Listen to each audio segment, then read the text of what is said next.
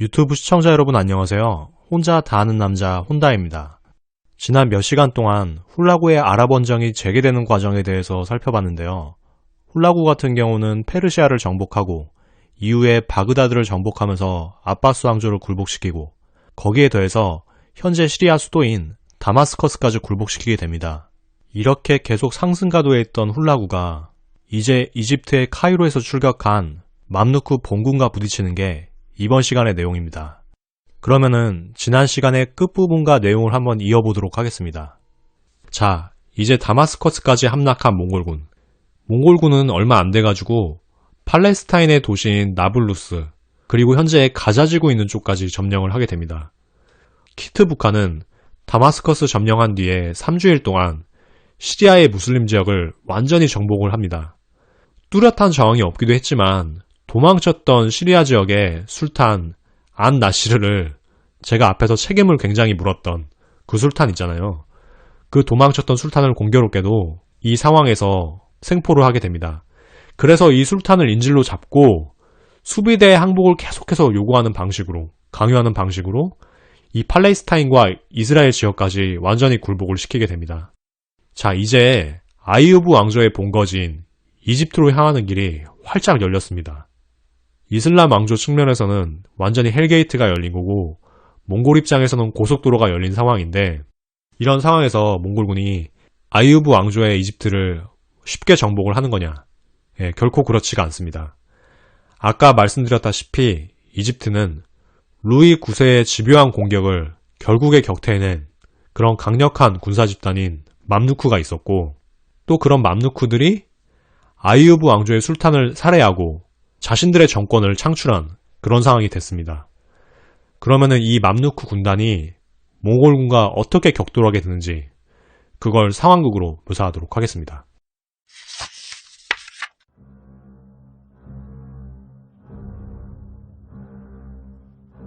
(1260년) 이집트 공격을 코앞에 둔 훌라구는 카이로의 지배자 쿠투주에게 항복을 권하는 사자를 보냈다. 동과 서의 왕 중의 왕인 칸으로부터 우리의 칼을 도망쳐 나간 맘루크의 쿠투즈에게 너는 다른 나라에 어떤 일이 벌어졌는지 생각해야 하며 우리를 받아들여야 할 것이다. 너는 우리가 어떻게 광대한 제국들을 정복하고 너희 무슬림들에게 더럽혀지고 무질서한 세상을 정화했는지 들었을 것이다. 우리는 광대한 지역을 점유하고 우수한 사람들을 학살했다. 너는 우리 군대의 위용을 피해 도망갈 수 없을 것이다. 도대체 그대가 어디로 도망갈 수 있겠는가? 어떤 길을 사용해 우리를 피할 것인가? 우리의 말들은 빠르고 우리의 화살은 날카로우며 우리의 창검은 천둥 벼락과도 같고 우리의 심장은 상과도 같이 단단하며 우리의 병사는 모래알보다도 무수하다. 요새는 우리를 저지하지 못하고 어떤 무기도 우리를 막을 수 없다. 알라신에게 기도하는 너희의 사제는 우리에게 아무런 효력이 없을 것이다. 우리는 눈물이나 비탄에 의해 감동받아서 결코 움직이지 않는다. 오직 우리에게 자비를 구걸하는 것만이 안전할 것이다. 창검을 부딪히는 순간 너희의 죽음은 빛보다도 빨리 다가올 것이다. 전장의 불꽃이 치켜오르기 전에 답장을 서둘러라. 처형될 경우 너는 가장 끔찍한 대참사의 고통을 받으리라. 우리는 너의 모스크를 산산이 박살내고 너의 알라신의 나약함을 드러내며 너의 아이들과 노인들을 한꺼번에 죽일 것이다. 지금 너는 우리의 진군을 막아서고 있는 유일한 적이다.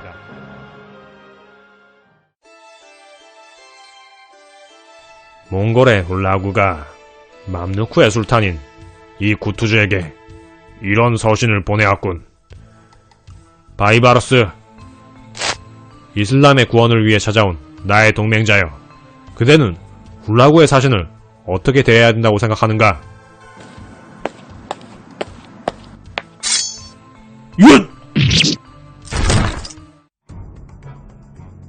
저는 군인이기에 행동으로 제 입장을 표명하려고 합니다. 자, 처분을 해주시죠. 제법 거칠긴 하지만 내 입장도 그대와 크게 다르지 않네. 몽골 사자의 목을 카이로의 성문 중 하나인 밥주에일라에 표시하여 본보기를 보이도록 하여라. 몽골군의 사신을 처분하고 난 뒤 맘누크군의 움직임은 신속했다. 1260년 7월 26일 아미르 바이바르스가 지휘하는 전위부대가 팔레스타인을 향하여 이집트를 떠난 것이다. 그리고 순식간에 몽골군을 기습하여 바이다르의 지휘 아래 가자를 점령하고 있던 소규모의 몽골 분견대를 압도하였다. 이에 아크레 지방에 십자군으로서 와있던 프랑크인들조차 이슬람 세력인 맘누크인들이 자기네 영토를 통과하고 자기네 도시에 바로 성벽 밑에서 음식물을 보충한 것을 용인할 수밖에 없었다. 이교도조차 굴복하게 하는 위압감을 보였던 것이다. 훌라군은 이 맘누크군에 깜짝 놀라 자신이 아끼는 키트부카로 하여금 맘누크군에 대항하게 했다. 키트부카는 그의 기병대와 소수의 그루지아, 아르메니아 파견대를 거느리고 맘누크군에 대항하러 나왔다. 그리고 9월 초 키트부카가 이끄는 몽골군과 바이바르스가 이끄는 맘누크 군대가 이스라엘의 갈릴리 바다 근처 아인 알 잘루트, 즉 골리앗의 샘에서 마주쳤다. 양군의 군대는 각각 약 2만 정도 되었다.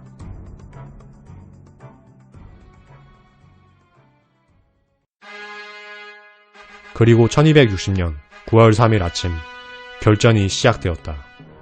전투에 앞서 키트부카는 적진을 살피고 병사들에게 명령하였다. 이 키트부카가 명한다. 평야에 나선 적의 기병은 우리 군의 절반도 안 되는 수준이다. 게다가 우리 몽골군은 지상 최강의 부대가 아닌가. 길게 끌 것도 없이 단숨에 중기병대를 투입하겠다. 모두 적을 짓밟아 이슬람 세계를 파멸로 몰아넣도록 해라.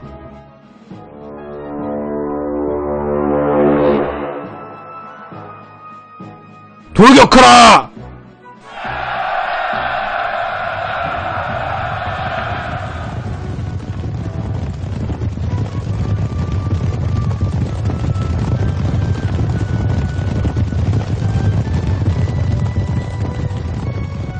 한편 멀리서 달려드는 몽골군을 지켜보던 바이바르스는 쾌제를 부르면서 병사에게 명했다. 적이 덫에 걸려들었다.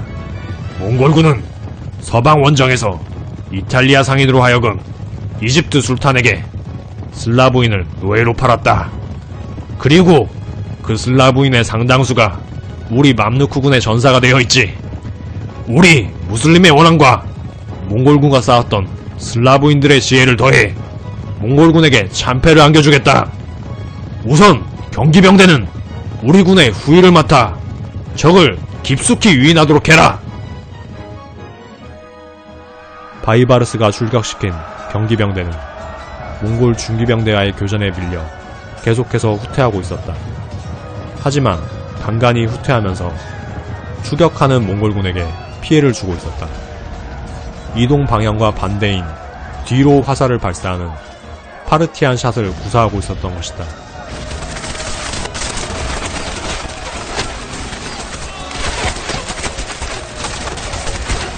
이에 몽골군의 부관 중 한 명이 키트부카에게 진언하였다.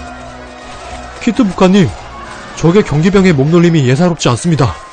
마치 몽골 경기병처럼 후퇴하면서도 유연하게 후방으로 화살을 발사하고 있지 않습니까? 듣고 보니 꽤나 유연한 몸놀림이군. 게다가 주위를 둘러보니 너무 적을 깊이 추격했어. 혹시 모르니 적을 추격하는 걸 멈추고 일단 여기서 진영을 재정비해야겠다. 그때 몽골군의 후방에서 알 수 없는 굉음이 들리기 시작했다.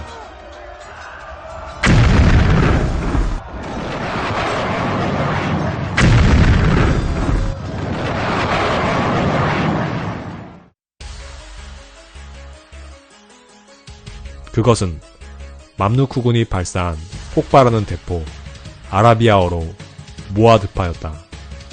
당시에 최초로 사용된 것으로 알려진 이 폭발하는 대포는 몽골의 말과 기병들을 공포에 질리게 하는 것이 목적이었다.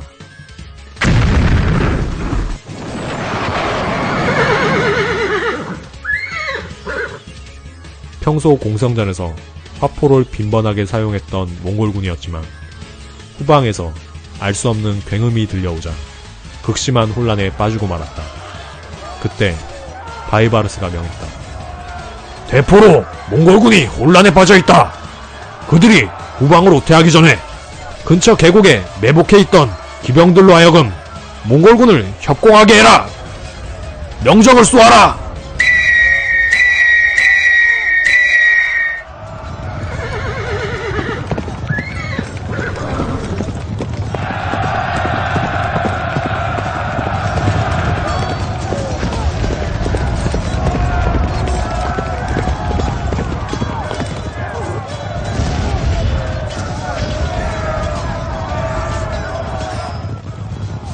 숨어있던 병사들이 순식간에 쏟아져 나와 몽골군의 측면을 기습했다. 그리고 맘루크의 중무장기병은 접근전에서 몽골군을 확실하게 제압하고 있었다. 이곳은 참패로 내몰린 몽골군의 진영. 키트부카님, 이제 몸을 피하셔야 됩니다. 어서요. 닥쳐라. 여기에서 일신의 안전을 꾀할 수는 없다. 모두에게 전하겠다. 내가 죽어야 할 곳은 이곳이다. 몇몇 병사들은 칸에게 가서 키트부카가 수치스러운 후퇴를 거부하고 자신의 임무에 목숨을 바쳤다고 전해야 할 것이다. 한 무리 몽골군의 손실이 칸에게 너무 깊은 슬픔을 느끼게 해서는 안 될 것이다. 칸으로 하여금 우리 병사와 아내들이 1년간 임신하지 못했으며 우리 종마들이 망아지를 낳지 못했음을 기억하시게 하라. 이 전쟁에만 철저히 집중한 우리 병사들과 말들은 이번 전쟁에서 산화할 것이다. 부디 칸의 삶이 행복하시기를 빈다고 전해다오. 전황은 계속 나빠지기만 했고 그는 주위를 포위한 1000명의 적을 상대로 싸움을 해나갔다. 그러나 마침내 키트부카의 말이 쓰러지고 그는 포로가 되었다. 키트부카는 손을 뒤로 결박당한 채 바이바르스 앞으로 끌려왔고 바이바르스는 키트부카에게 이렇게 이야기했다. 그렇게 많은 왕조를 쓰러뜨리고 이제 덫에 걸린 너를 보아라. 이제 너희들의 패배를 인정할 테지. 분하지만 패배는 인정하겠소. 패장은 말이 없는 법. 훌라국한의 중견으로서 살아온 인생도 여기서 끝이군. 즉시 이 목을 베어 마지막 명예를 지켜주길 부탁드리겠소. 안 그래도 그리할 것일세. 하지만 중견이라니 거참 딱한 일이구만. 자네 정도의 인물이 이 넓은 세상에 태어나 남의 집을 지키는 강아지로 생을 마감하니 그것도 참 딱한 일이로군. 바이바르스라고 했던가. 당신은 뭔가 일을 꾸미고 있군. 중견이라 그런지 냄새 하나는 잘 맞는군. 저승선물로 알려주지. 이 바이바르스는 결코 집 지키는 개와 같은 하찮은 존재가 아니다. 내 주인에게 내가 장막으로 거둬들인 사나운 일이었다는 것을 입증할 것이오. 하찮은 개라고 했나? 칸에 대한 내 충성을 모독하지 말라. 당신은 그렇게 죽어가시게. 이자를 끌어내어 목을 베어라. 개의 삶을 살던 인간이나 용맹한 전사였으니 충분한 예우를 갖추도록. 몽골군에게 대승을 거두고 키트부카의 목까지 벤 바이바르스는 키트부카에게 밝힌 대로 카이로로 돌아오는 도중 군사 쿠데타를 일으켰다. 그리고 이어서 술탄이었던 쿠투즈를 살해하고 새로운 맘루크 왕조의 술탄이 되었다. 술탄이 된 바이바르스는 뛰어난 군사적 실력으로 시리아 지역의 무슬림 전역을 회복하는 데 성공했다. 그리고 심지어 유프라테스까지 이집트 맘루크 술탄국에 합병되었다. 이에 머리끝까지 화가 난 훌라구는 빼앗긴 시리아 북서부 지역인 알레포를 약탈하였으나 다시금 무슬림에게 격퇴되고 유프라테스 동쪽으로 쫓겨갔다.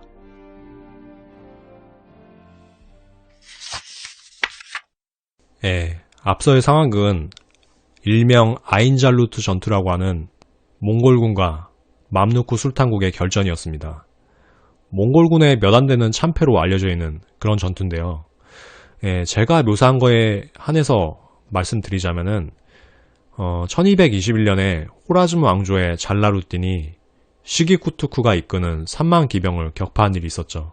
그 전투를 제가 상황극으로 묘사한 적도 있고 그 전투의 이름이 파루안 전투라고 했었는데 이게 몽골군이 세계대전으로 나서면서 거의 최초로 참패했던 그런 기억이라고 할 수가 있고 아무튼 이 아인잘루트 전투는 굉장히 참혹한 패배여서 몽골군의 대장인 키트부카까지 생포가 되어버렸습니다. 그리고 다른 한편으로는 몽골군을 박살낸 맘루크 군대의 저력까지 확인할 수 있는 그런 장면이었습니다. 개인적으로는 좀 시원하기도 했던 게 항상 승승장구하던 몽골군이 그리고 좀 어느 정도 자만에 빠져있을 법한 그런 몽골군이 한번 크게 당하고 또 다른 한편으로는 이 무슬림 세계가 완전히 파멸되지 않고 나름대로 인류의 다양성을 지킬 수 있는 방향으로 좀 존속되었다는 측면에서 시원하게 느끼는 그런 면이 있는 전투였습니다. 맘루크군의 승리 전략은 여러 가지로 둘 수가 있을 텐데 가장 먼저는 이 바이바르스라는 불세출의 명장이 굉장히 중요한 역할을 했다고 얘기를 하고 싶습니다. 그리고 거기에 더해서 이슬람 정예군인 맘루크의 위력이 대단했다는 거 여기에도 집중을 하고 싶습니다. 이 맘루크는 평상시에 스텝 지역 그러니까 초원지대에서 끊임없이 숙련된 그런 기병들로 구성된 부대였다고 알려져 있습니다. 그래서 보통은 아주 능숙한 군기병들이 구사할 수 있는 파르티안샷 그러니까 말을 앞으로 진군시키면서 뒤쪽을 향해서 자유롭게 화살을 쏠 수 있는 그런 능력을 보유한 아주 고급의 경기병을 보유하고 있었고 또 중기병의 근접전 능력이나 장갑도 굉장한 수준이었다고 알려져 있습니다. 이런 능력을 가졌으니까 최악의 상황에서도 루이 9세의 십자군을 격퇴할 수가 있었다고 볼 수가 있겠죠. 그리고 또 거기에 더해서 과거 수부타이 바투의 서방 원정 시점에서 몽골군이 동유럽의 슬라브인을 노예로 팔았던 적이 있잖아요. 이탈리아의 베니스 상인을 통해서 이 슬라브인들이 이집트의 술탄국으로 이렇게 흘러들어가게 되는데 이 슬라브인들이 경험한 몽골군의 전투 방식에 대해서 이집트 술탄국에서도 굉장한 학습이 있었겠죠. 그래서 그런 전투에 대한 연구를 바탕으로 몽골군에 대한 타겟책을 들고 나왔고 그 타겟책이 정확히 맞아떨어지면서 이 전투에 승리했다고 할 수가 있을 것 같습니다. 맘루크군이 구사한 전략이 기병을 통한 유인책이었는데요. 그 전략의 전모가 아주 구체적으로 드러나 있지는 않지만 폭발용 대포를 이 당시에 활용했다는 그런 기록까지 더해서 제 나름대로의 각색을 해봤습니다. 어찌되었든 이 상황을 쭉 살펴보면은 구체적인 상황은 알 수 없더라도 맘루크 노예군이 몽골군에 대한 맞춤식 전략으로 나왔다는 걸 알 수가 있고 몽골군의 전략을 모방했다는 사실조차 알 수가 있습니다. 적의 기병을 유인하고 포위해서 섬멸하는 그런 전략이라고 할 수가 있죠. 거기에 더해서 폭발하는 대포를 사용해서 적의 혼란, 그러니까 몽골군의 혼란을 유발했다는 점에서도 굉장히 탁월한 전략이었다고 할 수가 있습니다. 전쟁의 발전은 상호 모방이 일단 1차적인 요소가 되겠죠.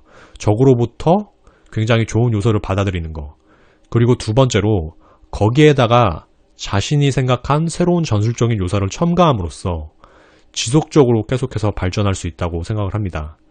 전쟁 자체가 인륜적으로 좋은 상황은 아니지만 우리가 전략적으로 어떤 일을 수행해 나고 어떤 프로젝트를 수행해 나갈 때 굉장히 참고할 만한 그런 어프로치가 아닌가 생각을 합니다.